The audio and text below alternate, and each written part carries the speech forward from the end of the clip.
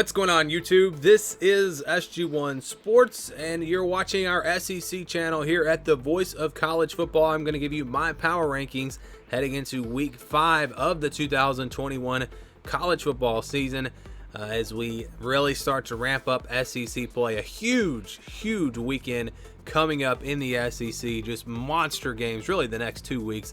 It's going to be a lot of fun. But we're going to start at the bottom. And we haven't really made any changes here. Still Vanderbilt at number 14. Just not much to say about Vanderbilt. Not a good performance at all against Georgia. Didn't score at all. Gave up a ton of points. But that was to be expected. I think everyone pretty much agrees that Vanderbilt is the worst team in the SEC right now. South Carolina, number 13, put up a pretty good fight against Kentucky. Couldn't quite come away with a win as they will drop to 2-2. Tennessee at number 12. Played Florida tough in the first half. I was impressed with them, especially on the defensive side. They hung in there, but and I've been saying this about Tennessee for weeks. There's going to be an issue with depth. When you look at the roster, they just don't have a lot of depth. They lost too many guys last season, too many guys to the transfer portal, and we've seen that kind of all year long with Tennessee. They start off pretty fast, and then as we get into the second half, they start to wear down. And again, that's kind of what happened here against Florida. It tells me that Tennessee, once they get the depth built up, once they get a little bit more talent, Tennessee, I think Josh Heupel has a chance to get this team back up, at least in the middle of the pack in the SEC. Maybe more than that, we'll see. Number 11 is Mississippi State as they fall to 2-2. Great effort to come back against LSU. But it was just too little too late. The offense could not get going. Defense played pretty well for them against the Tigers, but it wasn't good enough when the offense just wasn't doing much at all. So they almost came back late, but not quite, and they will stay here at number 11. So we haven't made any changes to the bottom 4. Moving on to the middle of the pack, 6 through 10. A little bit of movement here. Missouri at number 10 after they lose to Boston College in overtime. Man, that kick, that was crazy when they hit the kick to force overtime. And I thought with that momentum, they'd be able to carry that into overtime and win that game, but it just didn't happen. Tough loss there on the road at Boston College as they will fall to 2-2. That other loss coming to Kentucky. We've got Kentucky at number 9. They are 4-0, but they haven't looked great the last couple of weeks. If you go back to the first 2 weeks, it kind of looked like Kentucky was going to be a team that could maybe challenge in the SEC East. Not saying they would win it, but they look like they could maybe play with Florida, maybe even play with Georgia. But the last 2 weeks, it has not looked that way. They struggled the week before last and then against South Carolina. I don't think Georgia or Florida would struggle at all against South Carolina, just to be honest. I think they would win those games by 3 or 4 scores at least. And Kentucky just not quite showing that right now. The Wildcats at number 9. Still 4-0, though, and they'll have some big opportunities coming up here in the next few weeks. Auburn is at number 8. They are 3-1, barely, almost losing to Georgia State. Just a terrible performance by this Auburn team.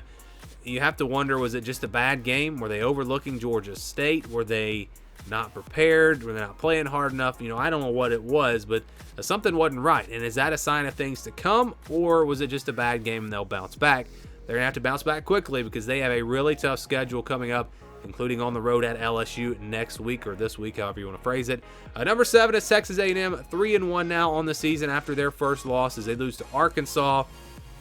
The defense, is still pretty strong for them, but the offensive line not getting it done. The quarterback play not getting it done. Of course, with Haynes King out, they move on to Zach Calzada, and he did not play well at all against Arkansas.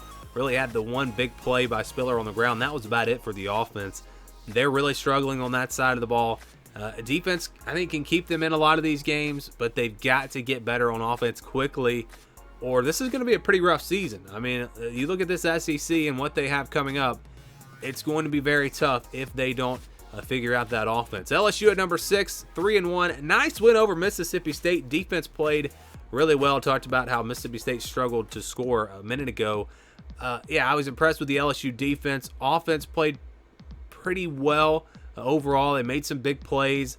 This is an LSU team, I think, still trying to figure some things out, but I do think they have the potential still to be one of the top teams in the SEC. I know they've lost that game to UCLA, but when you look at the talent of this roster, there really isn't an area where you're looking at this team and saying, well, I just don't see them being a great team because of this position or that position. I mean, they don't really have a major weakness. Yeah, they need to get better across the board, but I still think the potential's there. I picked LSU to go 10-2 this year. I don't know that they get to 10-2 because I didn't have them losing to UCLA, but I still think this team could possibly get to 9-3 or so. They'll have a big game against Auburn, like I mentioned, coming up this weekend. Again, huge games coming up. I cannot wait for this weekend, including Ole Miss taking on Alabama. The Rebels 3-0. They didn't play this past weekend, so we didn't really learn anything new from this team. But we're going to learn a lot. We are going to learn a lot in this game against Alabama. They had 2 weeks to prepare. I think they got a shot. I know it's in Tuscaloosa, but I really feel like Ole Miss has a chance to pull off an upset here. That offense is almost unstoppable, and their defense, I think, is better than it was last year. If you can just come up with a few stops, you don't have to get a ton of stops, just a few stops, and that offense can keep doing what it's been doing, they're going to have a chance to upset Alabama on Saturday. Number 4 is Florida, 3-1. Nice win over Tennessee. Again, a game that was pretty close early on, but Florida pulled away in the second half. They're really running the football well. That was something that we expected coming into this season with Emory Jones at quarterback. You thought that this would be a run-first team. They have been, and they've been able to run it. They've done really well. Emory Jones, I think, is getting better as a passer. He's not a great passer at this point, but the passing offense has improved as the season has gone on with him at quarterback. Anthony Richardson coming back from an injury. Once he gets in there, will that give him a chance to do even more offensively with that kind of change of pace type quarterback? But we'll see. Florida, again, I think they've got a chance against Georgia coming up. They got to take care of business this weekend, though, against a pretty tough Kentucky team. Number 3 is Arkansas. How about the win for the Razorbacks over Texas A&M? I've got Arkansas number 3 in my SEC power rankings, also number 3 in my top 25. I think they deserve it. You look at their win over Texas, which now looks even more impressive after Texas puts up 70 points on Texas Tech. And then this win over Texas A&M in a game that, like I said in my top 25 video, I think Arkansas could have won by a lot more if KJ Jefferson had not gotten injured. If he had stayed in there and kept the offense rolling like it was, I think they win this game by 20 points. I really do. This team is really good. I love the way they play defense. How's it going to work against an offense that can actually score? Put up a lot of points. We're going to find out against Georgia this weekend. Again, just huge games. Arkansas, Georgia, Alabama, Ole Miss, Auburn, LSU, Florida, Kentucky. We really will learn a lot about the SEC this week, and potentially our power rankings will change a lot next week. Or maybe not. It just depends on how these games go. Number 2 is Georgia. A real case for Georgia to be at number 1, but I'm not quite ready to put them there yet. They haven't played any real tough competition outside of Clemson, who now is not looking like a great win. I still think that Georgia, if they had realized how bad Clemson's offense was going to be, and they had maybe gone out and got a little bit more aggressive on the offensive side, they probably could have won by a lot more. JT Daniels was injured in this game, dealing with an injury. They had some guys out. I think when this Georgia team is full strength on offense, they're going to be just fine, and we know their defense is really, really good. Probably the best defense in the country.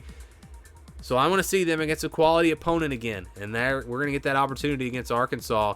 If they're really impressive, I think you could see potentially Georgia go to number 1, but that will also depend on how Alabama does against Ole Miss. Again, I've got the Crimson Tide at number 1.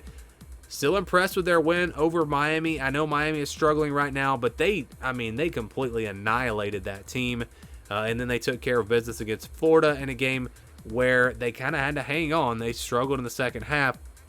So, again, there are weaknesses here for really every team. And we're going to find out just how big those weaknesses are, which teams are going to maybe get exploited over the next few weeks when they play some tough conference games.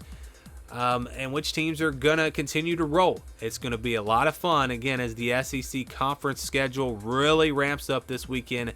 Cannot wait to watch it and see how it plays out. Give me your thoughts on our SEC power rankings. Give me your power rankings down in the comments below. Thanks for watching this video, and stay tuned for more here on our SEC football channel at the Voice of College Football.